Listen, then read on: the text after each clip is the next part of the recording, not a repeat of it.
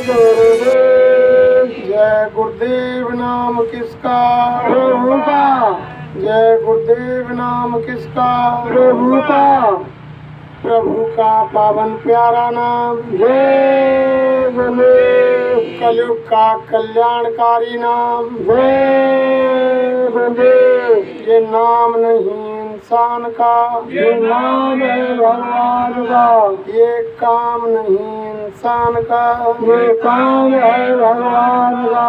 प्रेम से बोलो जय गुरुदेव।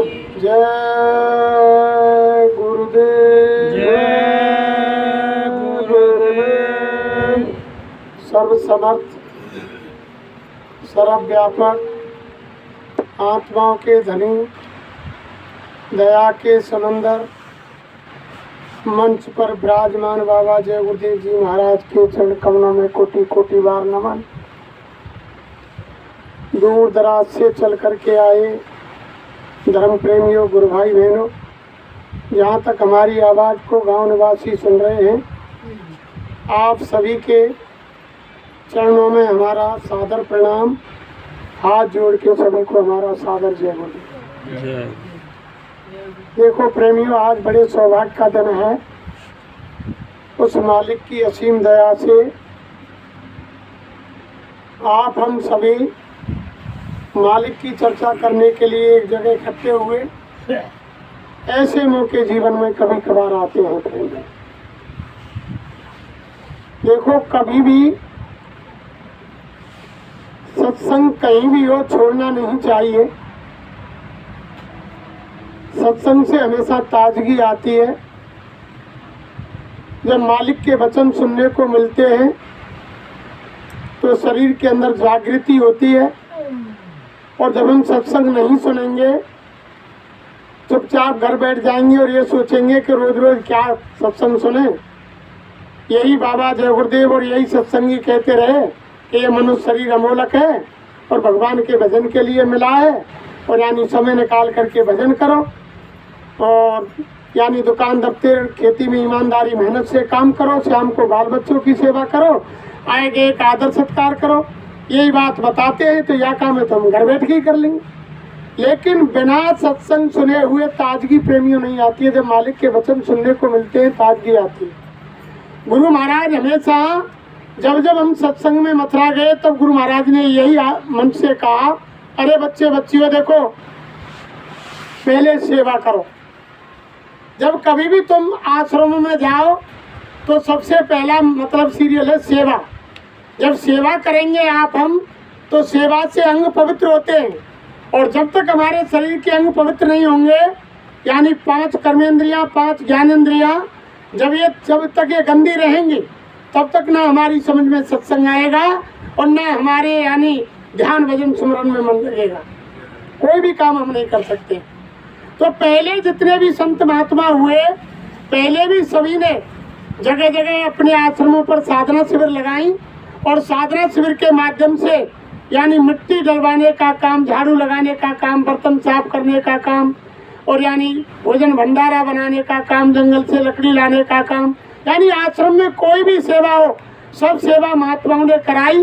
जो कोई सेवा वैसी नहीं मिलती तो महात्मा यही कर लेते कि एक जगह से मिट्टी उठवाई और दूसरी जगह डलवा दी, और फिर उधर से उठाई उस गड्ढे को भरवा दिया। यानी महात्मा कभी भी अपने प्रेमियों को निठल्ले नहीं रहने देते। वो कोई ना कोई सेवा में लगा कर रहते हैं। सेवा से हमेशा अंग पवित्र होते हैं। जब हम सेवा करेंगे तो हमारे अंग पवित्र होंगे, अंग पवित्र होंगे तो हम सत्संग में बैठेंगे तो सत्संग समझ में आएगा।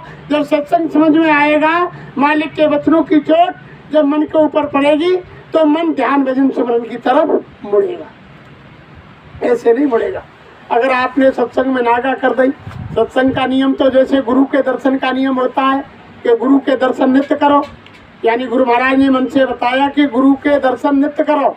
अगर नित्य नहीं करते हो तो यानी सप्ताह में करो, सप्ताह में नहीं करते हो तो एक यानी पखवाड़े में करो, 15 दिन में करो, और 15 दिन में नहीं कर सकते तो 1 महीने में करो, 1 महीने में नहीं कर सकते तो 6 महीने में करो, और 6 महीने में अगर आपको दर्शन गुरु का नहीं मिला तो साल भर में तो एक बार गुरु का दर्शन करना जरूरी है।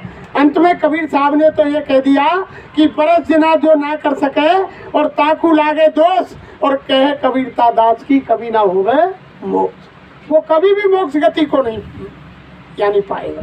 अगर गुरु का दर्शन उसने 1 वर्ष के अंदर नहीं किया, ऐसे ही सत्संग की रीति नीति होती है प्रेमी। जब हम सत्संग नित्य सुनेंगे तो यानी हम में ताजगी आएगी, हमारे यानी अंग पवित्र होंगे और ताजगी आएगी तो मन यानी ध्यान भजन सुमरन की तरफ मुड़ेगा और हमारे यानी सात्विक विचार अंदर पैदा होंगे। और देखो जब हम यानी इन कामों को रोजाना करते रहेंगे और आश्रमों में यानी सेवा का तो बहुत बड़ा महत्व होता है। सेवा तो हमेशा यानी आश्रम में करनी चाहिए। जो भी हम काम कर रहे हैं, संत महात्मा ऐसे दयालु होते हैं, बहुत से प्रेमियों को पहले इतिहास उठाकर देखो कि बहुत से प्रेमियों को तो महात्माओं ने आश्रमों में सेवा करने से ही उनकी आत्मा को पार कर दिया। उन्होंने भजन नामात्र किया और नामात्र करने पर उन्होंने सेवा ऐसी की कि गुरु के आदेश का पालन किया और उनकी आत्मा यानी 1 दिन के अंदर ही और उनकी तीसरी आंख खोल करके और उनको यानी भगवान का दीदार दर्शन करा दिया और सत्यलोक पहुंचा दिया। मात्र सेवा से, सेवा का वो फल होता है। और जब हम सेवा नहीं करेंगे तो कुछ नहीं होगा। आश्रमों में हमेशा महात्माओं ने जब जब यानी संगत गई तब तब यानी सेवा कराई। अब तो हमारे आश्रम मथुरा में गुरु महाराज ने बहुत दिन से यानी साधना शिविर बंद कर दी। नहीं, सावन के महीने में साधना शिविर लगती थी 15 दिन की और सावन के महीना में सब प्रेमी जाते थे। रावटियाँ लगती, रावटियों में पानी भर जाते, ईंट रखकर तख्ता रखकर उन पर बिस्तर लगाकर लेटते पानी में और रोजाना मिट्टी की डलाई होती वहाँ, इधर से इधर उधर से उधर। तो ये जब साधना शिविर लगती है, जब हम उसमें यानी सेवा करते हैं, सेवा से अंग पवित्र होते हैं और जब भी यानी महात्माओं के आश्रमों में ध्यान भजन सुमरन के लिए बैठेंगे तो तुरंत यानी वो सेवा असर करती है। और बहुत से हमारे प्रेमी सेवा के खतरा में, यानी जो हम घर में सेवा कर रहे हैं, घर की सेवा तो हम आश्रम को काम खराब है जा भले, लेकिन घर को काम खराब नहीं होना चाहिए। अभी भी यानी हमारे बू है रही है, लेकिन जब हमारे मन में ये विचार आ जाएगा कि घर के कार्य से ज़्यादा आश्रम का कार्य जरूरी है, तब समझ लो कि हमारी यानी आध्यात्मिक प्रवृत्ति और गुरु के यानी हम आदेश निर्देश पर चल रहे हैं। और आश्रम को तो चलो बाद में है जागो, कोई दिक्कत ना, पीछे जागो, पहले हमारे घर को काम खराब है रहो तो समझ लो अब अभी हमारी गुरु के प्रति आस्था नहीं। और जिस दिन हमारे दिल में ये आ जाएगी कि आश्रम को अगर कोई नुकसान है रहा है तो वो हमारे यानी 10 गुणों हमारा नुकसान है रहा है। और होता है आश्रम का अगर आपने कोई नुकसान कर दिया तो 10 गुणों नुकसान तुम्हारा होगा उसमें। और आश्रम की अगर सेवा कर दी तो उसमें गुरु महाराज ने नहीं साफ शब्दों में कहा, अरे जब ऐसे पूरे सतगुरु हैं तो फिर यानी उनके ऊपर सारे परिवार का भार छोड़ दो, सारे कारोबार का भार छोड़ दो। देखो फिर वे कैसे संभालते हैं, यानी वो कैसे संभालते हैं अपने आप। अरे बैठे बैठे वो अपने आप सारे कामों को सर करते हैं, एक भी काम तुम्हारा खराब नहीं होगा। जब गुरु महाराज ने मथुरा में हमारे सामने एक अरे बच्चा यह कार्यक्रम लग गया और तुम्हारे खेत में यानी बाली पक रही है और यानी कल उनमें कटाई होगी, अरे बच्चा तुम 2, 4, 6 दिन जितने दिन का कार्यक्रम है तुम खेत को छोड़कर आ जाओ। अगर तुम्हारी एक बाली जमीन में टूट कर गिर जाए तो उसकी जिम्मेदारी मेरी। गुरु महाराज ने साफ शब्द में कहा एक बाली का नुकसान तुम्हारे खेत में नहीं होगा, लेकिन हमें खुद पर ही विश्वास ना है। जब हम यानी परमात्मा पर यानी गुरु पर विश्वास कैसे करेंगे? हमें हमारे भाग पे ही भरोसा ना कर रहे हम आप के भाग में जो कुछ लिखे हो है वो यानी मिलेगा, उससे कोई मिटने वाला नहीं है, वो तो मिलेगा। और लेकिन हमारे तो दगदगी धरीरे के बादल है गो, पहले गेहूं ने कुटवा लाए कुटवा आश्रम का जरूरत है रंदे बात तो परंदे लाए, पीछे देखेंगे बाबा के तो पहले यार वो तो कुट जाएगा। तो ये सारी चीज जब तक हमारे विचार नहीं बदलेंगे प्रेमियों काम नहीं होगा। देखो जब हनुमान जी लंका में पहुंच गए और अशोक वाटिका में सीता माता के पास पहुंच गए, हनुमान जी ऊपर पेड़ पर बैठे और रावण अपनी धर्मपत्नी मंदोदरी सहित और अशोक वाटिका में आए गए। अब वो सीता का रावण धमकी देवे लगे, अरे कि तू बनवासी क्या रहे क्या करेगी, तू अब भी मान जा मेरे महल में चल और यानी पटरानी बन के रहे। जब ऊट पटांग उसने शब्द कहे सीता जी से तो सीता गुस्सा आ गई कि तुझे मालूम नहीं है रघुवीर के बाण की, तो मैं जब बाण मारो तू भगो भगो डोलो सुधन ने भूल गो, खल सुध नहीं रघुवीर बाण बाण की तुम्हें मालूम नहीं है। जब एकदम गुस्सा आ गई रावण ने तलवार उठाई, और रावण ने तलवार उठाई तो हनुमान जी दिल में विचार कर रहे कि अब क्या क्यों जाए, अब तुम्हें माता की रक्षा करनी पड़ेगी, दुष्ट तो माता पे तलवार चला रहा।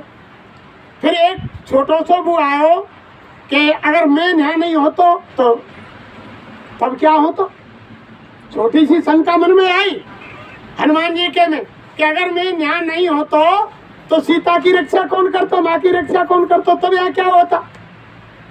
इतने में मालिक कितने दयालु हैं, मंदोदरी की खोपड़ी पे जाके बैठ गए, जैसी तलवार उठाई मंदोदरी ने रावण को हाथ पकड़ लिया कि ठहरो स्वामी, ये तुम्हारा यानी क्षत्रिय का ब्राह्मण का एक योद्धा का वीर का धर्म नहीं है कि आप यानी एक अबला नारी पर हथियार उठाओ, एक तुम नारी पर वो चला रहे तलवार, ये यानी क्षत्रिय वीर योद्धा और ज्ञानी उसका ये कर्तव्य नहीं है।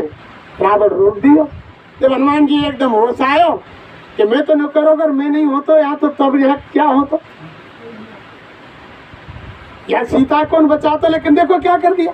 फिर अंदर जब बाण अक्षय कुमार मार दियो, हनुमान जी ने पेड़ तोड़ दिए तमाम अशोक वाटिका में, तब रावण के सिपाही दूध पकड़ के बाद रावण के दरबार में ले गए हनुमान जी।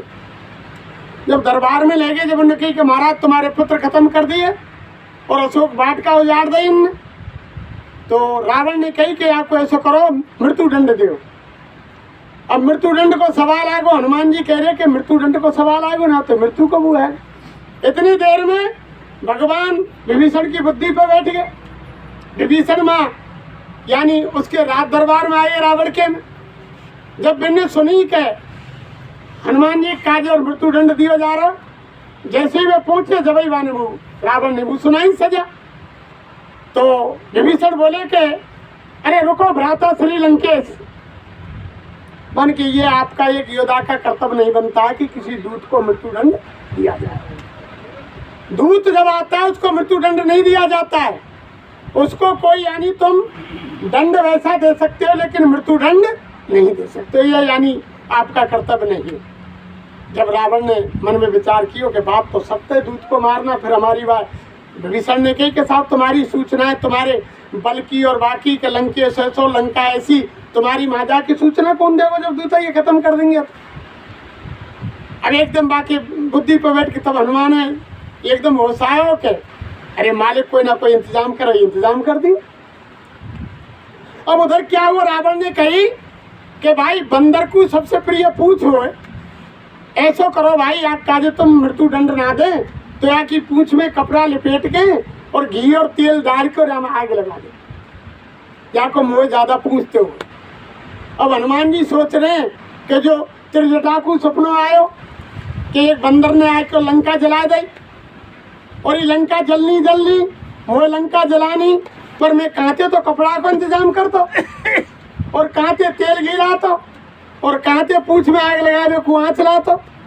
देखो परमात्मा की गति बन अपने आप इंतजाम कर दियो, लंका जलावे को इंतजाम स्वतः ही कर दियो, अपने आप ही कपड़ा लिपेट दियो, भाई ने रावण ने लिपटवा दियो, घी तेल डाल दियो और काम चल लो और आग लगेगी यहाँ। तो यानी सारी व्यवस्था वो मालिक ऑटोमेटिक करता है।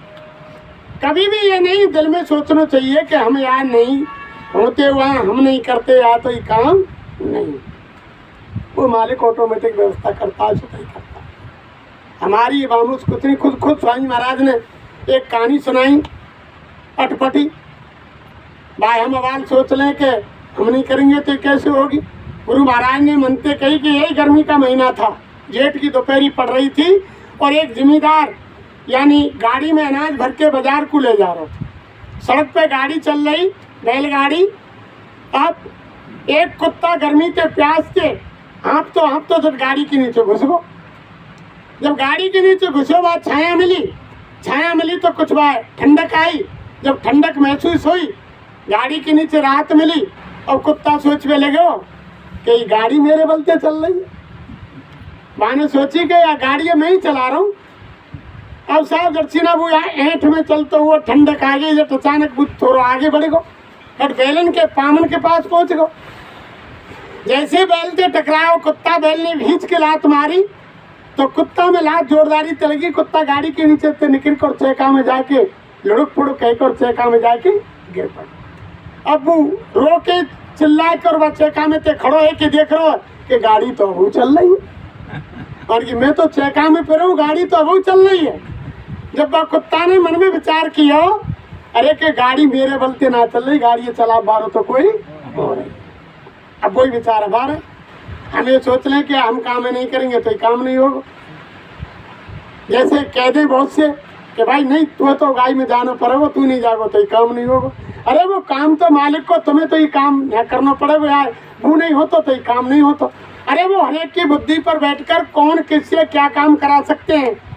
महात्मा ऐसे होते हैं, एक तीर से कई शिकार करते हैं। संतों की बात बात में बात और केले के पत्ते के पात पात में। महापुरुषों की बातों का कोई ठिकाना नहीं लगा सकता। और कभी भी दिल में ये नहीं लाना चाहिए कि हम अगर यह काम नहीं करेंगे तो ये खराब हो जाएगा, कि हम नहीं जाएंगे तो ये काम उधर जाएगा। अरे करवे करा पारो, हम करते वही है जो हम चाहते हैं, लेकिन होता वही है जो गुरु महाराज चाहते हैं। फिर गुरु महाराज ने कहा रे बच्चा तू कर वही जो मैं चाहता हूँ और फिर होगा वही जो तू चाहता है। अब कल हमने सब काम बंद कर दिए, हम तो हमारी मनमानी कर रहे कि मैंने कि गाय में जाना पड़ेगा और तू जल्दी जल्दी यह काम समेटवा दे। अब अचानक वो हमने काम बंद कर दिया, यार छोड़ो इनने बने बने इनने करें। एक देर में लकड़ी आएगे, छोरा नारा मशीन चालू कर दे, मैंने कि तू बैठे बैठो का करे रंदा ते लकड़ियाँ रंद दे, क्योंकि वो तो हमने तो तैयार ठाड़ी के तू यहाँ पे खड़ो हो, तेरी उंगलियाँ कटेंगी नहीं। कोई विचार नहीं था बिल्कुल उसको चलाने का। और लकड़ियाँ आई और 10 मिनट में विचार बने, मैं रंदा मशीन पर खड़ो है 5-7 लकड़ियाँ बनाई और लकड़ियाँ ने बैक मारे और उंगलियाँ वहाँ पे गिरी और 2 उंगलियाँ की बढ़ा दी सीधी उस मालिक की अपार मारे। वो करता है वही होता है। इंसान का कुछ नहीं होता, कितने भगो दौड़ो कुछ भी करो कुछ नहीं होगा, जो मालिक करेगा जो होगा। रात दिन करते रहो कुछ नहीं होगा। लेकिन जब तक मालिक के ऊपर हम तन मन धन से समर्पण नहीं होंगे, यानी सेवा 3 प्रकार की होती है, तन की, मन की और धन की। यानी धन की सेवा रात दिन हम जो लग रहे हैं, यानी धन की सेवा का मतलब होता है, धन की जब हम सेवा किसी संत महात्मा के यहाँ करेंगे, धन तभी पवित्र होगा जब धन की सेवा। अगर तुमको धन पवित्र कराना है तो महात्माओं के यहाँ धन की सेवा करो। अगर तन पवित्र कराना है तो तन की सेवा महात्माओं के आश्रम में करो। और अगर मन को यानी पवित्र कराना है तो मन की सेवा यानी गुरु के आदेश के अनुसार शाकाहार का प्रचार या किसी को यानी उनके वचन वाणी सुनाना और यानी जगह जगह प्रचार करना, ये यानी मन की सेवा है। जब हम इन तीनों काम नहीं करेंगे तभी यानी तन मन धन ये 3 चीज शुद्ध होंगे। और जब हम गुरु के आदेश का पालन नहीं करेंगे, ना तन की सेवा करेंगे, ना मन की सेवा करेंगे, ना धन की सेवा करेंगे, तो यानी धन वो बेकार हो जाएगा।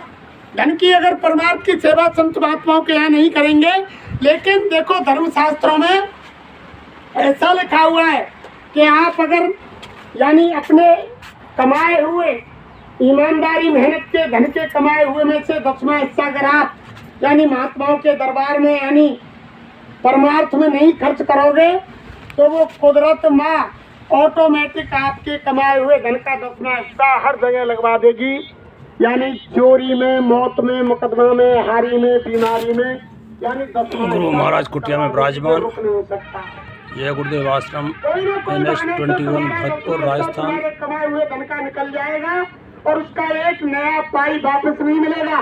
लेकिन 28, 29, 30 अप्रैल को इसी आश्रम पर इसी महीने में गुरु महाराज के आगमन दिवस 2010 की यादगार में 3 दिवसीय राष्ट्रीय कार्यक्रम मनाया जाएगा। इस चैनल के माध्यम से मैं आप सभी से निवेदन करता हूं कि आप 28 तारीख की प्रातः तक आने की कृपा करें। गुरु महाराज 29 तारीख को यहाँ आए थे, डेहरा मोड़ पर उन्होंने आकर के सत्संग दिया। गुरु महाराज ने कहा गुरु ज्ञान देकर के उन्होंने नामदान दिया। ईमानदारी मेहनत से आप उन्हीं की याद में तो वहाँ आपको बरकत मिलेगी। यहाँ एक प्रोग्राम द्वितीय वर्ष में मनाया जा रहा है। दूसरा यादगार दिवस 28, 29, 30 तारीख को आप पधारें अवश्य। खेत में तुम्हारे में 20 मन होता है, 30 मन मुझसे ले लो। ये सेम गुरु महाराज अपने मुखारबिंद सामने से कह रहे हैं, जिस जमीन में तुम्हारे दुश्मन पैदा हो रहा है, अरे तुम मेरे कहने से भजन तो करो, जहाँ दुश्मन होता है मुझसे दुश्मन ले लो। अब उसमें कसर क्या रह गई? मैं और हर हारी बीमारी उसमें कह रहे हैं कि जब तुम जय गुरुदेव बोलेंगे तो मैं मिलूंगा और तुम्हारी मदद करूंगा, और जब तुम जय गुरुदेव ही नहीं बोलेंगे तो मैं नहीं मिलूंगा। मेरा जो पकाया हुआ, सिद्ध किया हुआ, जगाया हुआ जो नाम है उसको तुम याद करेंगे तो मैं मिलूंगा और तुम्हारी गड्ढा मत करो। मुसीबत में मदद करेंगे। लेकिन हम सरका आप मारो, पीछे सरका हटाने फालो। घर परिवार के काम है जरूरी समझे, और बाबा जी के काम है पीछे समझे। खाली ऊपर छींटा मार दो तुम यहाँ पीछे पे। हटा दो। छींटा मारो, छींटा। लेकिन जो भी कमाया है उससे दूसरा खाएगा, और खाली हाथ आया है बंदे खाली हाथ। आप बैंकन में बात जमा कर रखे हो कि आप पॉलिसी खोल रखी है खुद की, अपनी औरत की, बच्चान की, कि बीमा कर दो सबन को, भविष्य में काम देगो। वो तुम्हारे काम तो कुछ आने वाला है नहीं, बीमा करा ले, वो कुछ काम नहीं आएगा। ये शरीर नाशवान है, एक दिन खाली करा लिया जाएगा। भाई महात्मा कोई मना थोड़ी करते हैं कि आप दिन में अच्छे कपड़े पहनो, अच्छे भोजन करो, शाकाहारी रहो, अच्छे मकान में रहो, लेकिन इसी में से समय निकाल करके जिस वास्ते आपको ये मनुष्य शरीर दिया है उस काम को जीते जी कर लो, यानी भगवान का भजन कर लो, और कुछ यानी ऐसा परमार्थ कमा लो जो तुम्हारे साथ जाए। नहीं, ये सारी चीज यही रह जाएगी, सुई की नोक की बराबर चीज अंत में तुम्हारे साथ मिल जाएगी। और क्या वही मालूम है ना कि हमारी जब शासन की पूंजी खत्म है रही, तभी तो महात्माओं ने कहा कि काल करे सो आज कर, और आज करे सो अब, और पर में परले होगी बहुर करेगो कब। यानी जिस काम को हम सोच रहे हैं कि यार भजन यार और रुक जावे, 10 साल और रुक जावे, हमारी भजन लायक उम्र न है जब करेंगे, और 10 साल के पहले ही तुम्हारा माथे चालान कट को नोटिस आएगा, फिर भजन बाद में कौन करेगा? भाई महात्मा तो ये कह रहे हैं जिस काम को तुम कल करना चाहते हो उसको आज करो, और जिसको आज करना चाहते हो उसको अभी करो। नहीं तो आपका वहां से चालान कट गया, 700 की पूंजी खत्म हो गई, तो वो तुम्हारा कार्य अधूरा रह जाएगा, फिर तुम उसे जीवन में नहीं कर सकोगे। तो महात्मा तो बड़े दयालु होते हैं। देखो बड़े बड़े भक्त हुए, जैसे हमारे सूबेदार साहब फौज में नौकरी करते हैं, ऐसे ही मुसलमानों में एक सपरू साहब थे, फौज में नौकर थे, जो आज दिल्ली में रेलवे स्टेशन है, बस स्टैंड है, हजरत निजामुद्दीन औलिया उनके गुरु थे। तो वो कितने यानी जब भी यानी फौज से लौटते, जो भी धन वहां से कमा कर लाते, सीधा पहले जाके गुरु महाराज को अर्पण करते, और गुरु महाराज उनको देते, उसको घर यानी परिवार चलाने के लिए ले जाते।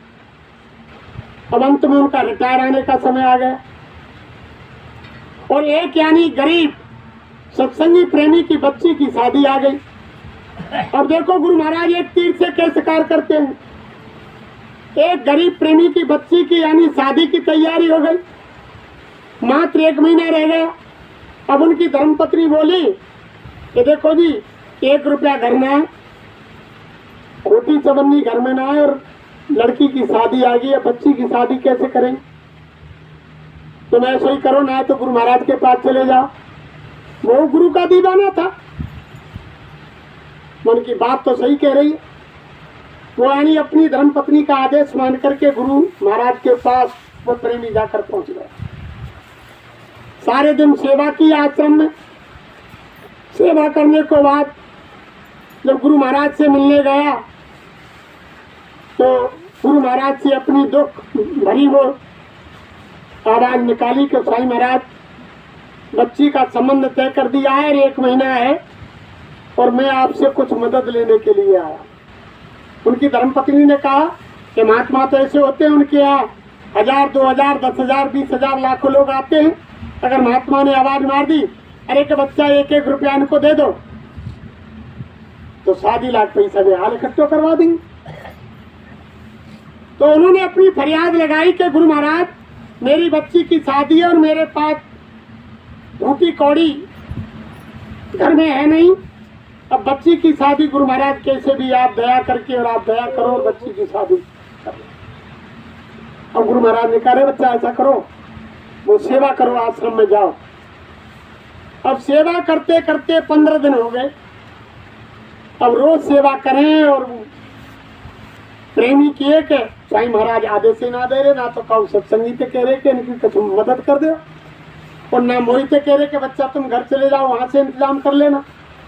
फिर शाम को 15 दिन बाद फिर गुरु महाराज से फरियाद लगा दी कि गुरु महाराज वो बच्ची की शादी आ गई, मैंने आपसे पहले भी कहा हजूर, अब 15 दिन रह गए हैं और 7 दिन बाद लगन जाएगी और घर में कुछ है नहीं। अरे बच्चा जाओ आश्रम में सेवा करो। अब फिर सेवा करने लगे। फिर 7 दिन सेवा की, फिर भी गुरु महाराज ने कोई जवाब नहीं दिया। मैंने कहा अब क्या करूं, कल तो लगन जाएगी और घर में कुछ है नहीं, अब क्या किया जाए। फिर 7वें दिन फिर गुरु महाराज के पास पहुंच गए और जाकर के गुरु महाराज से कहा कि हजूर आदेश हो तो मैं घर चला जाऊं, कल बच्ची की लगन जाएगी। अरे कि हाँ हाँ बच्चा, ये हम तो भूल ही गए कि तुम्हारी बच्ची की शादी आ गई। और दूसरे प्रेमी से कहा, अरे बच्चा जाओ, वो हमारी कुटिया में और फटी वो पुरानी जूती रखी हुई है, इस बच्चे को ला करके दे दो। अब गुरु की फटी जूती ला के और बात सारी दे दूं प्रेमी। अब्बा ने हाथ में ली जूती और गुरु महाराज कोस में लगे कि न्याम हो, यानी 20-22 दिना तो सेवा करते रहेंगे और अंत में मेरी कोई गुरु महाराज ने सहायता नहीं करी। कह तो मुझे पहले ही मना कर देते कि बच्चा कुछ नहीं है, तुम घर चले जाओ, और अंत में मुझको फटी जूती देंगे, इनने बेचूंगा तो खरीदेगा कौन। चलो नई जूती गा देते तो काऊ को बेच के मैं अपने कुछ ना कुछ आते कर। अब गुरु महाराज एक कोस तो हुआ, मन की इनने दुनिया देखेगी, जट वो धोती अंगोछा पहले बूढ़े पर रखे ही ऐसा हर आदमी रखे, जटबा में लपेट के बांध के और खोपड़ी पे रखे। अब लेके चल दिए और गुरु महाराज को कोस तो अंदर में कि अरे भले गुरु बनाए और मैं तो आया हूँ यहाँ के गुरु महाराज को सहायता करेंगे और फटी जूती गा दें, या भी तो वहीं को इंतजाम करता तो बढ़िया, कोई फायदा नहीं गुरु महाराज से। यानी गुरु को कोसते कोसते अंदर में और रास्ता में चल रहे थे। उधर से देखो क्या हुआ प्रेमियों, सप्रू साहब यानी फौज से रिटायर होकर के और गधा खच्चरों पर माल भर के वापस आ रहे थे और वो गुरु के दरबार में ही जा रहे थे सीधे। उधर से सप्रू साहब आए, इधर से वो प्रेमी जा रहे थे, तो एक खेत की दूरी रह गई तो गुरु महाराज की जूतियों में से भीनी भीनी खुशबू आने लगी। जब वो खुशबू आने लगी तो सप्रू साहब कहने लगे, अरे कि यहाँ कहाँ गुरु महाराज, ये जो खुशबू आ रही है भीनी भीनी, ये तो गुरु महाराज के यानी चरण कमलों की खुशबू है। उनकी जूतियों में से, उनके पैरों में से ये खुशबू मारती थी। ये खुशबू यहाँ कैसे आ गई, यहाँ गुरु महाराज कहाँ से आ गए। अब जैसे जैसे वो प्रेमी नजदीक आते गए, उधर से सप्रू साहब बढ़ते गए, तो यानी वो सुगंध और ज्यादा बढ़ती चली गई। जब ज्यादा सुगंध बढ़ती गई, उन्होंने सोचा कि ये गुरु महाराज है कहाँ, या उनकी जूतियां हैं कहीं, ये खुशबू कहाँ से आ रही है। जब दोनों यानी इधर से सप्रू साहब और उधर से यानी वो प्रेमी निकले आपस में बराबर में, तो तेज खुशबू आई। जब तेज खुशबू आई, इधर उधर दोनों निकल गए, तब सप्रू साहब ने मन में विचार किया कि हो ना सके सो इसी प्रेमी पर यानी ये गुरु महाराज की जूती सर पर है, इनमें से खुशबू आ रही है। लौट करके कहा, अरे भैया तुम्हारे सिर पर ये क्या रखा हुआ है। अरे के भैया क्या बताऊं, गुरु महाराज के पास गया था, उन्होंने ये फटी जूतियां अपनी दे दी। अरे के भैया इनको तुम बेचोगे क्या। अरे के भैया कोई क्या देगा। अरे कि तुम बताओ तुम्हें क्या लेना है। अरे भैया जो तू कछु दे मैं तो भाई ये लेना। अब वो तो गुरु का दीवाना था प्रेमियों, सप्रू साहब तो गुरु के दीवाने थे। उन्होंने कहा कि गुरु की जूतियों की क्या कीमत होती है। अरे भैया देख, मेरे पास गधा खच्चरों पर जितना माल है, इस माल को तू सबको ले जा और ये जूतियां मुझे दे। सप्रू साहब ने जूतियां ले ली और गधा खच्चरों पर जो माल था वो दे दिया। और गुरु महाराज ने जिस समय जूतियां दी उसको भेंट करी, तब गुरु महाराज ने कहा, अरे बच्चा ये जूतियां ले जाओ और बड़े धूमधाम से शादी करना, ऐसी शादी करना है जो गांव में किसी की शादी आज तक नहीं हुई। अब मन में जब कोस तो जा रहा हो कि गाई तो जूती है बाबा जी ने फटी, और वैसे नो कह रहा हूँ ऐसी शादी करियो जो गांव में काऊ ने करी नहीं, जूती ने कहा शादी होगी। लेकिन महात्माओं के एक तीर से कई शिकार होते हैं प्रेमियों। जब वो पूरा माल खजाना सपरू साहब ने उसको भेंट कर दिया और गांव में ले जाकर प्रेमी पहुंचे तो ऐसी शादी हुई जो गांव में किसी की शादी गुरु महाराज ने उसको पूरा किया हो। वो तो करते हैं, ऐसी शादी वहां करवा दी और करने के लेकिन हम आप नहीं समझते हैं। गुरु तो हमेशा सहायता करते हैं, हर जगह बचाते हैं।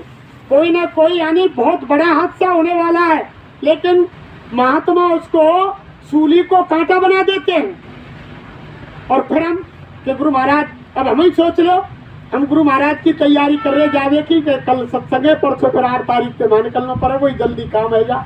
और हम हमारी उंगलियां कट गई, हम गुरु महाराज को से बाबा मैं तेरो ही तो काम कर रोते नहीं, मेरी उंगलियां काट दें, उंगलियां ही काट दें। लेकिन ये नहीं, कोई बड़ा हादसा था, ये सारा हाथी कटना था, कोई ऐसा कर्म किया होगा हमने। लेकिन गुरु महाराज ने कितनी दया की कि सूली को कांटे पर बदल, मामूली चोट आकर के छोड़ दे, बेहतरी सहायता करते।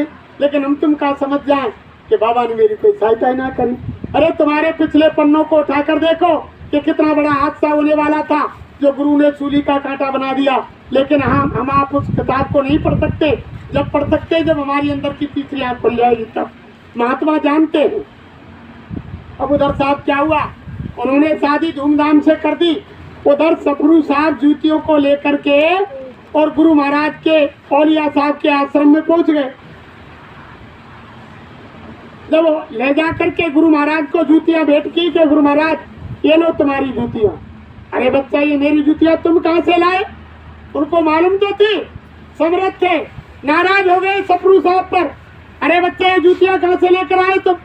कि गुरु महाराज ये जूतियां मैंने जो मुझको रिटायर होने पर जितना माल मिला सब उस प्रेमी को दे दिया और उसके बदले जूतियां मैंने उनसे खरीद ली। और गुरु महाराज ने कहा अरे बेवकूफ, तुम कौन होते हो मेरी जूतियों का मोल लगाने वाले? तुमने मेरी जूतियां खरीदी कैसे? निकल जाओ इसी समय आश्रम से, चलो उठाओ जूतियां निकल जाओ। सपरू साहब से बहुत बेहद प्यार करते थे निजामुद्दीन औलिया साहब। पूरी संगत में सबसे प्यारे शिष्य थे सपरू साहब।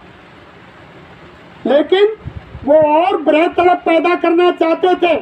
उनका समय जाने का आ रहा था, उनकी परीक्षा ले रहे थे। फटकार दिया सपरू साहब को।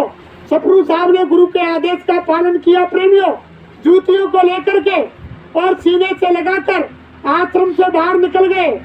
और जब उन्होंने मन में विचार किया कि मुझसे कोई ना कोई जरूर गलती हुई है गुरु महाराज के सामने, जब उनको याद आया अरे तुमने कह दिया कि गुरु महाराज जो मेरे पास धन था वो मैंने सारा धन दे दिया और तुम्हारी जूतियां वापस ले ली, खरीद ली।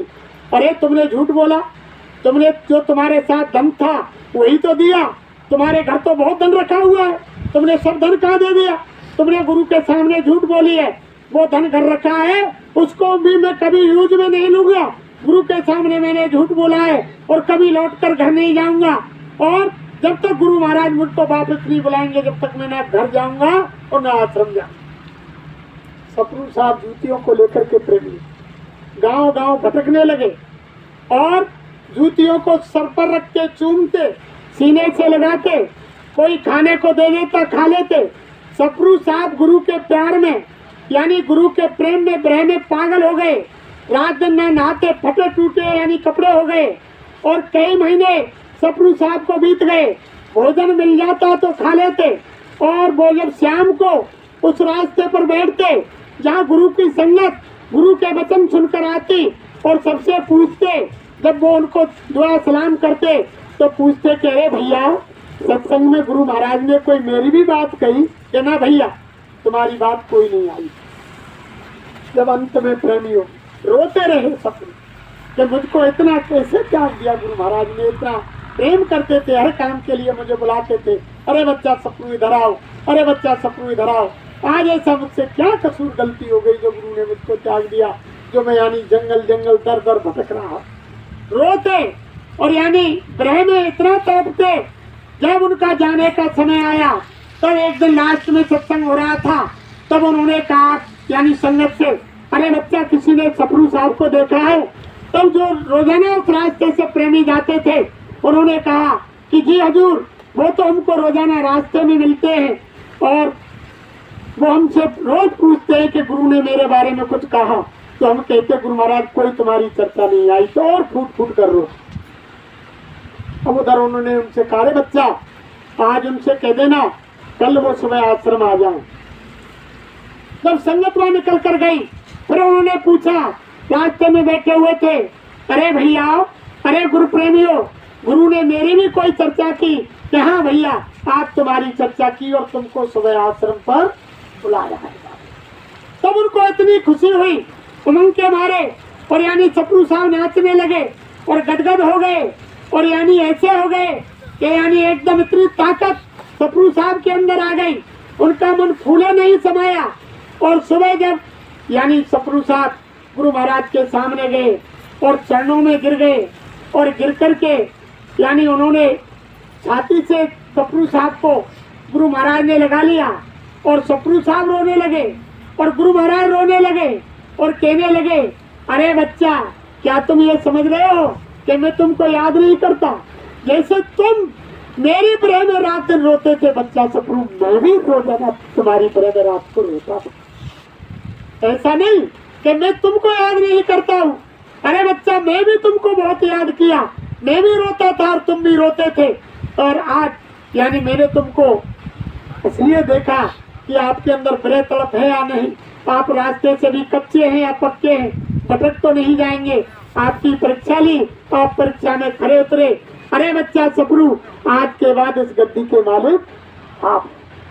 यानी दूसरे दिन शरीर छोड़ करके निजामुद्दीन औलिया निधाम चले गए और सपरू साहब को गद्दी का यानी मालिक। महात्मा ऐसे दयालु होते हैं, वो एक तीर से कई शिकार करते हैं, लेकिन तब होता है प्रेमियों जब उनके ऊपर हम तन मन धन से कुर्बान हो जाए। एक म्यान में दो तलवार नहीं आती। अगर तुम कहें कि संसार भी मिल जाए और यानी भगवान भी मिल जाए तो दोनों काम नहीं होंगे। अगर संसार लेना चाहते हो तो त्याग करना पड़ेगा। जितने जितने यानी बड़े बड़े घरानों की यानी हमारी माता बहन देवियां यानी गुरु की शरण में गई, जिन्होंने भगवान को प्राप्त करना चाहा, उन्होंने राज पाट महल खजाने यानी कुटुंब परिवार को त्यागना पड़ा। मीराबाई को देख लो, सहजोबाई को देख लो, जब उन्होंने घर परिवार को त्यागा तब भगवान मिला, और वो यानी रात दिन रोती रही तब भगवान की प्राप्ति। और यानी हमारे प्रेमी भाइयों को देख लो, जिन्होंने पहले इतिहास में जिनका नाम आज पन्नों में लिखा हुआ है, जिन्होंने घर परिवार को त्यागा, उसकी देख लो इब्राहिम साहब, बलक बुखारे के बादशाह। उन्होंने भी यानी जब उनके अंतर में यानी भगवान से मिलने की तड़प उठी, धार्मिक प्रवृत्ति के थे इब्राहिम यानी, लेकिन वो रोजाना भगवान को फूलों में और खुशबू में यानी खोज करते थे। जब रात को सोते थे तो वो यानी फूलों का बिछोना लगाते और इत्र छिड़कते और उसमें खुदा को ढूंढना चाहते थे। तो एक दिन यानी कबीर साहब ने सोचा कि ये राजा समझ रहा है कि खुशबू में और यानी फूलों में भगवान वो खुदा मिल जाएगा, खुशबू में और यानी फूलों में खुदा नहीं है।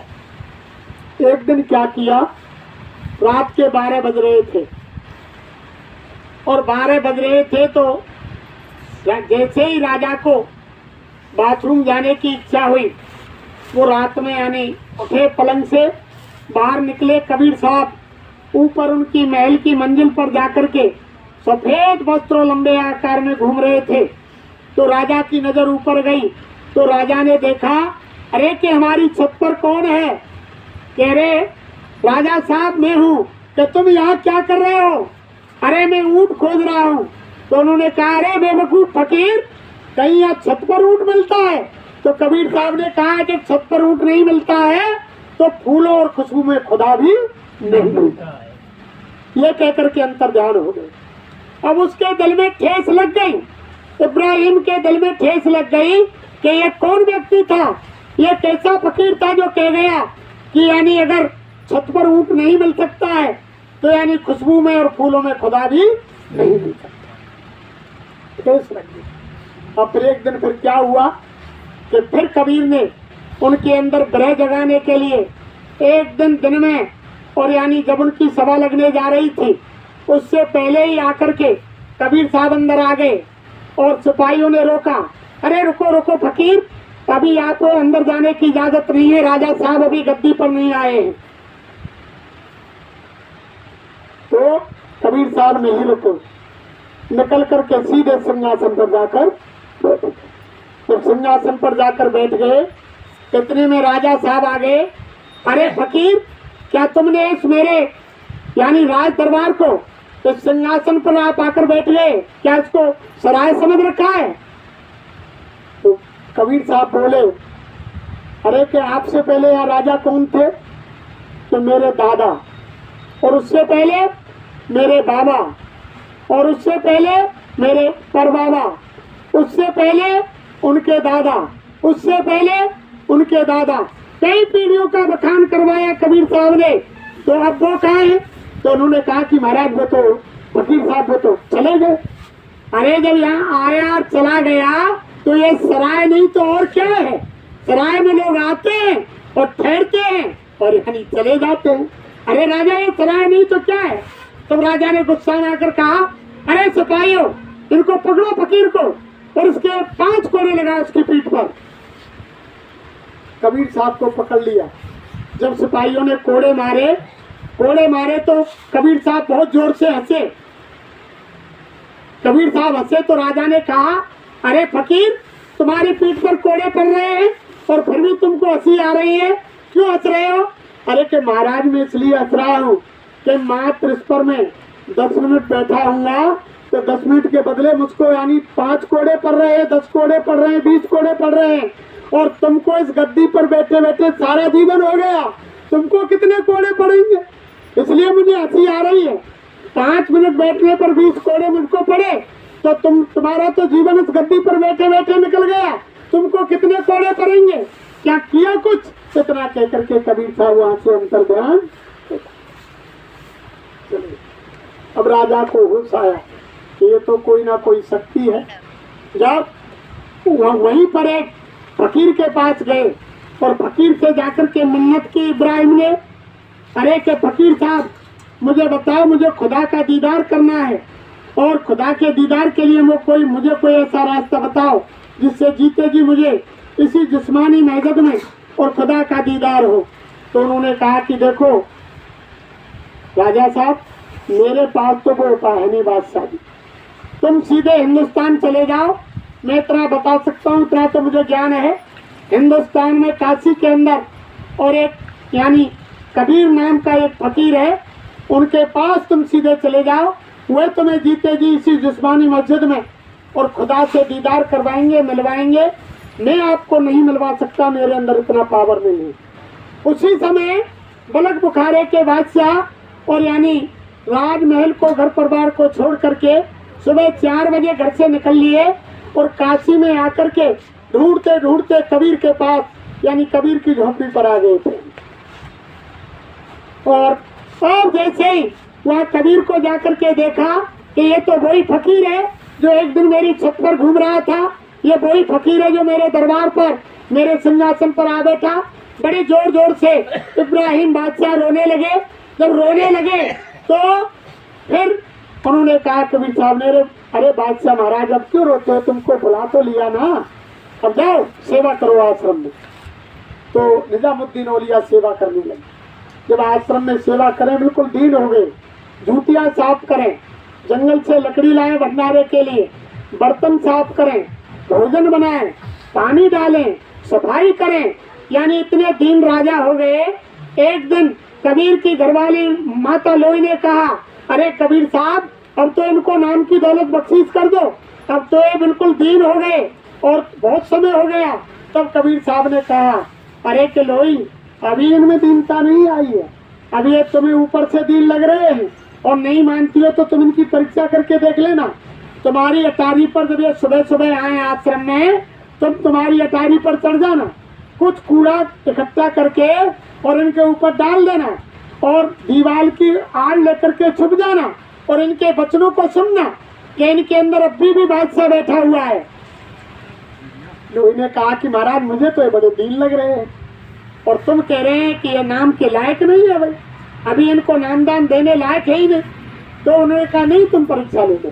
दूसरे दिन माता लोई ने यानी कचरा कूड़ा घर का इकट्ठा करके और एक टोकरी में भर के और बैठ गई। जैसे ही बादशाह आया, निकलने लगा तो बादशाह के सिर पर वो कूड़ा डाल दिया। और लोई दीवार की ओर लेकर छुप गई। ऊपर देखा कोई नजर नहीं आया तो एकदम बादशाह अपने कपड़ों को झाड़ते हुए कहने लगे, अरे खैर, आज मैं बलक बुखारे में होता तेरी खाल खिंचवा लेता, कौन है मुझ पर कूड़ा डालने वाला। जब ये बात सुनी तो लोई ने समझी कि अभी भी इसके अंदर बादशाह बैठा है, अभी इसकी बादशाह नहीं। जब जाकर आश्रम में पहुंचा, माता लोई पहुंची तो कबीर साहब ने पूछा कि देखा, क्या कहा? अरे के मालिक, अभी तो इनके अंदर बादशाह बैठा है। इन्होंने कहा कि चल कोई बात नहीं, अगर बलक बुखारा होता और ऐसे मेरे ऊपर कोई कूड़ा कचरा डाल देता तो उसी समय उसकी खाल खिंचवा लेता। चलो कोई बात नहीं। तो उन्होंने कहा कि अभी इसके अंदर बादशाह में बैठी हुई है, अभी ये नामदान के लायक, गुरु मंत्र के लायक, शिष्य बनाने लायक अभी नहीं हुआ। फिर बहुत दिन सेवा की। बहुत दिन सेवा करने के बाद तब कबीर साहब ने माता लोई से कहा कि देखो देवी, अब ये नामदान के लायक हो गया, अब इसके अंदर से वो बादशाह निकल गया। तब लोई माता ने कहा कि महाराज, ये पहले भी ऐसा था, अब भी ऐसा है, मुझे तो कोई परिवर्तन नजर आ नहीं रहा है। अरे कि तुम आज इनकी फिर परीक्षा लेना। पहले तो तुमने यानी कूड़ा ही डाला था, आज एक टोकरी में किसी इंसान का यानी मल लेकर के और कुछ यानी कूड़ा कचरा लेकर इनके सर पर डाल देना और दीवार की ओर ले जाना, तब इनकी वाणी को सुनना। तो यानी वो निजामुद्दीन औलिया जैसे ही उनके दरवाजे से गुजरे, अटारी से मल और कचरा माता लोई ने उनके सिर पर डाला। डालते ही बलक बुखारे के बादशाह कहने लगे, अरे वाह खुदा, जो तुमने ऊपर से ये कचरा और ये मल डलवाया है, ये तो मेरे पेट के अंदर भरा हुआ, इसको मैं 24 घंटे लेकर घूमता हूँ। वाह खुदा, वाह, कमाल कर दिया।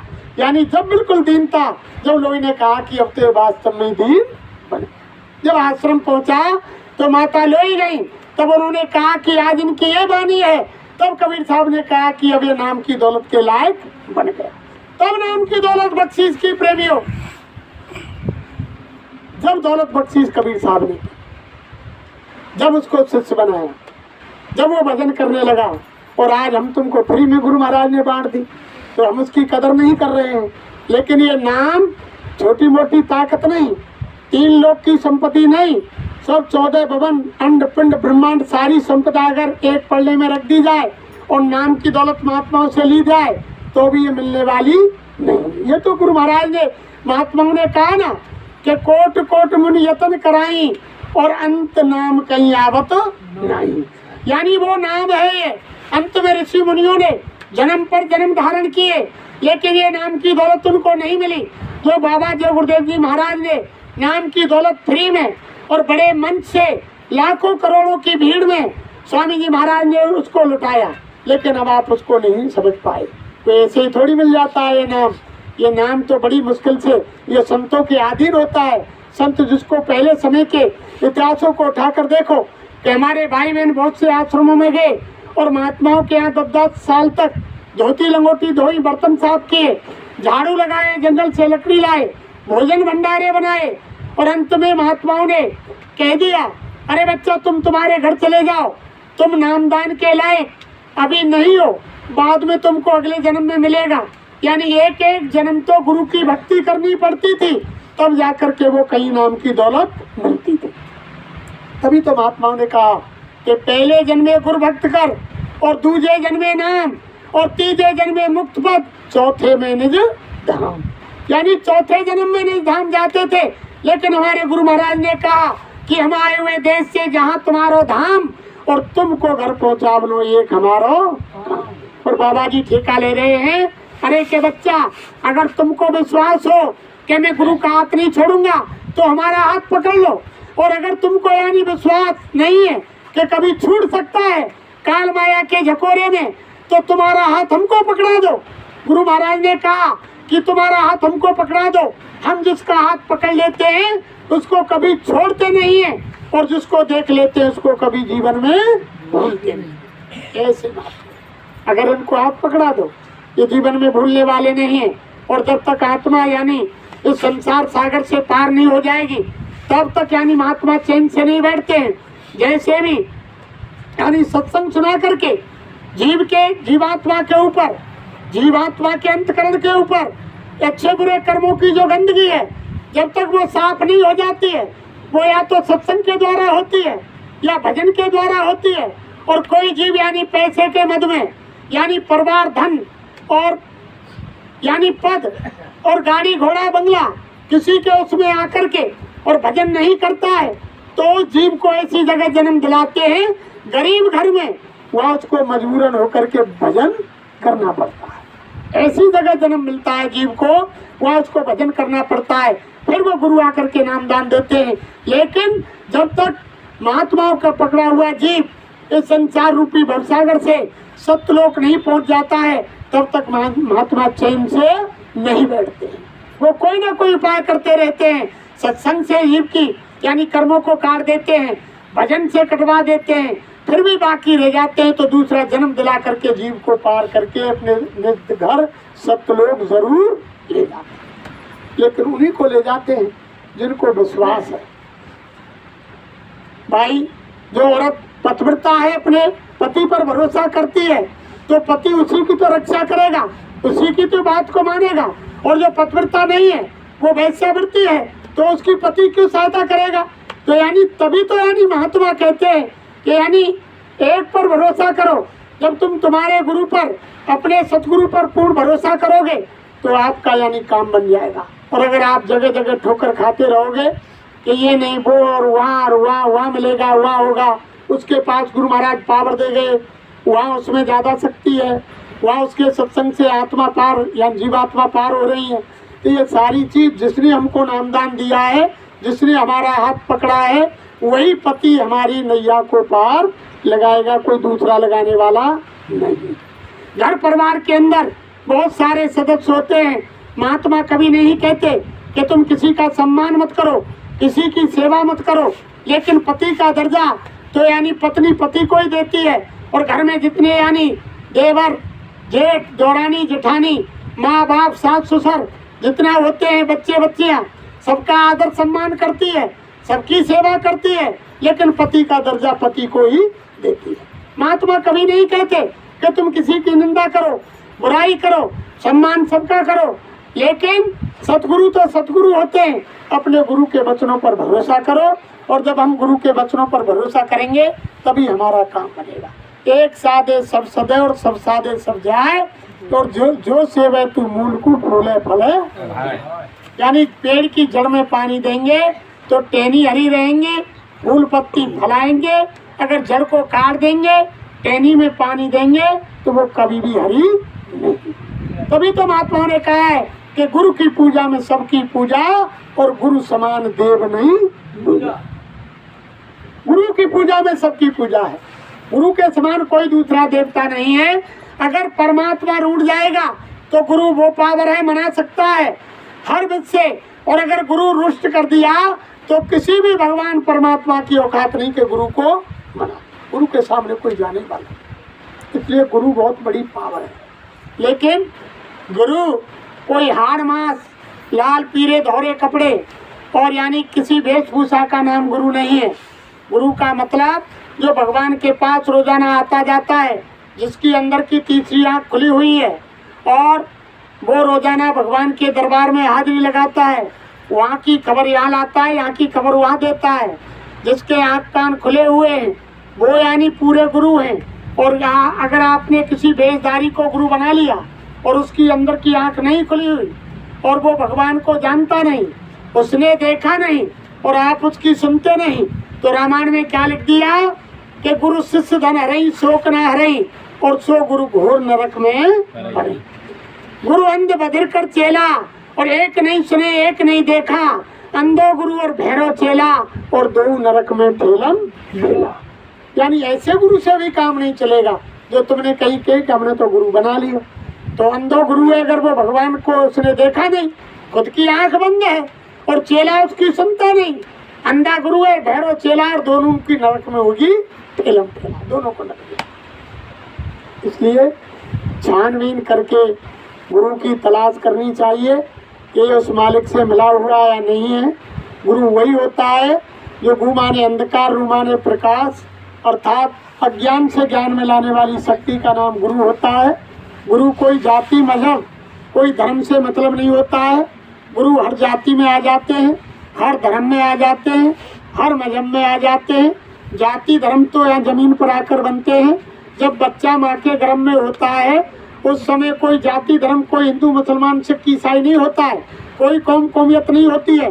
जब बच्चा बाहर जन्म ले लेता है, हिंदू के घर में आ गया तो वो हिंदू कहलाता है, और यानी मुसलमान के घर में जन्म ले लिया तो मुसलमान हो गया, सिख के घर में जन्म ले लिया तो सिख हो गया, ईसाई के घर में जन्म ले लिया तो ईसाई हो गया, और अगर ब्राह्मण के घर में जन्म ले लिया तो ब्राह्मण का बच्चा हो गया, और वैश्य के घर में जन्म ले लिया तो वैश्य का बच्चा हो गया, और क्षत्रिय के घर में जन्म ले लिया तो क्षत्रिय का बच्चा हो गया, शूद्र के घर में जन्म ले लिया तो शूद्र का बच्चा हो गया।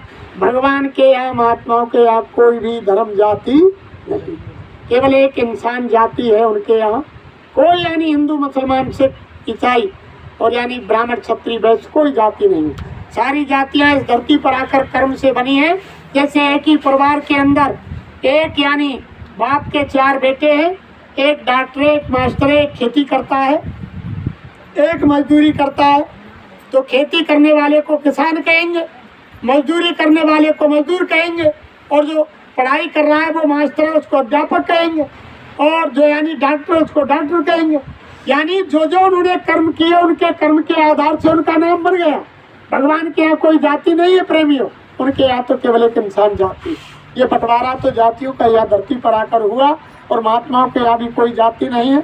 महात्माओं के यहाँ सभी बराबर हैं, कोई गरीब अमीर कोई हो, सबके लिए महात्माओं ने एक सा नामदान दिया, एक सा सत्संग सुनाया, एक सी यानी वो नाम की दौलत बख्शीश की, एक ही तरीका भजन का महात्माओं ने छोटे बड़े अमीर गरीब अधिकारी कर्मचारी यानी कोई भी वो सेठ साहूकार यानी जमींदार किसान सबको गुरु महाराज ने एक ही नामदान दिया, एक ही रास्ता बताया। जीव के जाने का एक रास्ता है और एक ही आने का रास्ता है। जिस शब्द को पकड़ के आत्मा धरती पर आई है उसी शब्द की डोर को पकड़ के आत्मा ऊपर जाएगी। एक ही रास्ते से आई और एक ही रास्ता जाने का, कोई दूसरा रास्ता नहीं। और तो पगडंडियां हैं जो कहते हैं जैसे सिंधु रूप में अगम अपारा, यानी महात्माओं ने कहा कि सिंधु रूप में अगम अपारा और बुंद रूप का जग सकल बसारा। जितने मत है जग के माही और उसी बुंद को सिंधु बताई। यानी वो तो अथाह सागर है मालिक, सतगुरु वहीं से आते हैं और एक बूंद का पसारा संसार के अंदर है। लेकिन जितने भी संसार के अंदर मत चल रहे हैं, जो भी मत हैं, बौद्ध मत, जैन मत और यानी इस्लाम मत और हिंदू मत, यानी जितने भी तमाम ईसाई मत, जितने भी मत संसार में चल रहे हैं सब अटके हुए हैं वेद पुराण शास्त्रों में। और वो इसी बूंद के सकल पसारे को यानी इसी को कहते हैं कि यही ब्रह्म है, यही पार ब्रह्म है, यही सब कुछ है। लेकिन केवल यहाँ तो एक बूंद का पसारा है। जैसे कोई पानी का घड़ा भरा हुआ है, घड़े में एक यानी सींक डाल दी जाए और एक सींक में जो बूंद आती है उसको जमीन पर टकवा डाल दिया जाए, उस एक बूंद का संसार के अंदर पसारा है। वो मालिक तो एक बहुत बड़ा घड़ा है, समुद्र है, उसमें से एक बूंद यहाँ डाली है, उसका संसार में ये पसारा है। इसी बूंद को जितने मत हैं, वेद शास्त्र हैं, सब ये कहते हैं कि यही यानी सिंध है, यही है जो कुछ है। लेकिन वहां तक कोई पहुंच नहीं पा रहा है। जब ही तो महात्माओं ने कहा कि मैं हूँ अगम अनाम अमाया और रहूं मौज में अधर समाया और मेरा भेद कोई नहीं पावे और मैं ही कहूँ तो कहने में आवे। यानी उनके भेद को कोई नहीं जान सकता है। वो तो यानी अगम अनाम अमाया और यानी वो तो अपनी मौज मस्ती में हुआ, उनके भेद को कोई नहीं जान सकता। तभी गुरु महाराज ने मन से कहा, रे बच्चा तुम मेरे गले में 24 घंटे ताबीज बनकर रात दिन लटके रहे 20 साल तक, फिर भी तुम नहीं पहचान पाओगे कि बाबा जी की खोपड़ी में क्या है। नहीं पहचान सकते और लोगों ने नहीं पहचान पाया। गुरु महाराज जब यानी सतयुग के अंदर हरि की लीला को लोगों ने नहीं पहचाना, भ्रमित हो गई। त्रेता के अंदर राम की लीला को लोगों ने नहीं पहचाना, लोग भ्रमित हो गए उस समय। और द्वापर के अंदर यानी कृष्ण की लीला को लोगों ने नहीं पहचाना, द्वापर में लोग भ्रमित हो गए, शंका में फंस गए। और इसी तरह आज तो यानी इस कलयुग के अंदर गुरु की लीला हो रही है, जब यानी 3 लोक के नाथ हरि और राम और कृष्ण की लीला को लोग धरती पर नहीं पहचान पाए, तो आज तो यानी उस सतगुरु की लीला धरती पर हो रही है जो अनामी धाम का मालिक है, यानी सर्वोपरि सब शहंशाहों का शहंशाह, भगवानों का भगवान, राजाओं का राजा। जब उसकी लीला को कौन पहचान सकता है, जब तीन लोक के नाथ यानी उनकी लीला को आप हम नहीं पहचान पाए। ये तो गुरु लीला है प्रेमियों, उसको पहचानना ही बड़ी मुश्किल की बात है। जब तक हमारी अंदर की तीसरी आँख नहीं खुलेगी, गुरु की लीला को कोई नहीं पहचान सकता है। और लोग भूल गए। तो गुरु महाराज कह रहे हैं, अरे के बच्चा, हमारे काम को कोई यानी कर नहीं सकता दूसरा, और हमें हमारे काम से कोई रोक नहीं सकता। हमारे काम को कोई दूसरा कर नहीं सकता, हम ही हमारे काम को हम ही करेंगे, और हम जब करेंगे तो हमको कोई रोक भी नहीं सकेगा हमारे काम से। अरे बच्चा, अभी कलयुग में कलयुग गया नहीं। स्वामी महाराज मन से बोले, अरे बच्चा, कोई तुमसे पूछे कि कलयुग चला गया, सतयुग आ गया, अरे बच्चा तुम कहना कि अभी कलयुग ही नहीं गया और अभी सतयुग नहीं आया। अरे बाबा जी, स्वामी महाराज मन से बोले, अरे बाबा जी घोषणा करेंगे कि कलयुग में कलयुग कब जाएगा और कलयुग में यानी सतयुग का धरती पर पदार्पण कब होगा, तिथि, बार, घंटा, मिनट, सेकंड ये बाबा जी बताएंगे किस समय धरती पर सतयुग आ रहा है। और सतयुग आने का जो चौथा यज्ञ किया जाएगा उसकी घोषणा बच्चा मैं करूँगा 10 महीने पहले। और वो ऐसी जगह होगी जहाँ कोई बड़ी नदी नहीं होगी और बड़े कोई वृक्ष नहीं होंगे, बड़ा कोई सागर नहीं होगा, छोटी सी नदी होगी, छोटी छोटी झाड़ियाँ होंगी, 10-10 मील तक मैदान खाली होगा और वो कंकरीली जमीन होगी। वहाँ जब उस जमीन में यानी जब वो चौथा यज्ञ किया जाएगा तो 10 करोड़ नर नारी होंगे। जब वो खड़े हो जाएंगे तो 10 मील तक इंसान का शरीर सब दिखाई देगा। इतना जमघट उस यानी सतयुग आगमन की चौथी यज्ञ में होगा। उसकी घोषणा बाबा जी करेंगे। स्वामी महाराज कह रहे हैं कि हम करेंगे उसकी घोषणा, और हमारे प्रेमी कह रहे हैं कि बाबा जी चले गए। अरे जब बाबा जी चले गए तो फिर अभी तो बाबा जी ने घोषणा की है कि कलयुग में कलयुग जाएगा और कलयुग में कुछ 1000 वर्ष के लिए सतयुग आएगा और चौथे यज्ञ की घोषणा हम करेंगे। फिर बाबा जी ने कहा, जब ये सारे काम हो जाएंगे, जब 4 दशाओं में 4 मंत्र लगा करके हम यानी बच्चों से पूछेंगे, अरे बच्चा, जो जो बातें हमने भविष्यवाणियाँ की वो सब पूरी हुई। जब दोनों हाथ उठाकर आम जनता कहेगी कि हाँ बाबा, हे गुरु महाराज, जो जो तुमने बातें भविष्यवाणी की वो सब पूरी हो गई। अरे बच्चा, जब हम कोई जाने की सोचेंगे, कोई हम ऐसे जाने वाले हैं, गुरु महाराज ने कहा तब हम जाने की सोचेंगे, जाएंगे नहीं। लेकिन 2012 में गुरु महाराज ने खेला खेल और सारी संगत हो गई, सब फेल हो गए। गुरु की लीला को पहचान ही नहीं पाए। सब लोग कहने लग गए कि बाबा जी चले गए, चले गए। और बाबा जी मन से कह रहे हैं, अरे बच्चा, हम यानी मंच पर खड़े बैठे जबान से जो भी शब्द निकाल देंगे वो इधर से उधर नहीं होगा। हम यानी हमारी जबान से कोई ऐसा शब्द नहीं निकलता है जो वो असत्य हो जाए। ये तो हो सकता है कि आसमान जमीन पर आ सकता है, जमीन रसातल को जा सकती है, सूरज पूरब में उदय होकर पश्चिम में हो सकता है। ये काम तो हो सकते हैं, लेकिन मेरे मुंह से बैठे खड़े जो भी मन से शब्द निकाल दूंगा वो इधर से उधर होने वाला नहीं है। लेकिन बाबा जी के वचनों को भूल गए और गुरु महाराज ने कहा कि तुम मेरे वचनों की यानी माला एक धागे में मेरे वचनों को पिरो लेना, उनकी माला बना लेना और उनको समय समय पर याद करते रहना। जब कभी भूल में आए तो उनको याद कर लेना, और तुम भूल जाए तो सत्संग में जाकर के और प्रेमियों से सुन लेना। ये यानी वक्त पर तुम्हारे काम आएंगे। लेकिन लोग उनको भूल गए और यानी बाबा जी को कह रहे हैं कि बाबा जी चले गए। अरे बाबा जी ने तो ये कहा कि जय गुरुदेव नाम का वो इतिहास बनेगा, यानी भारत नहीं सारा विश्व चिल्लाएगा। यानी ऐसा समय विश्व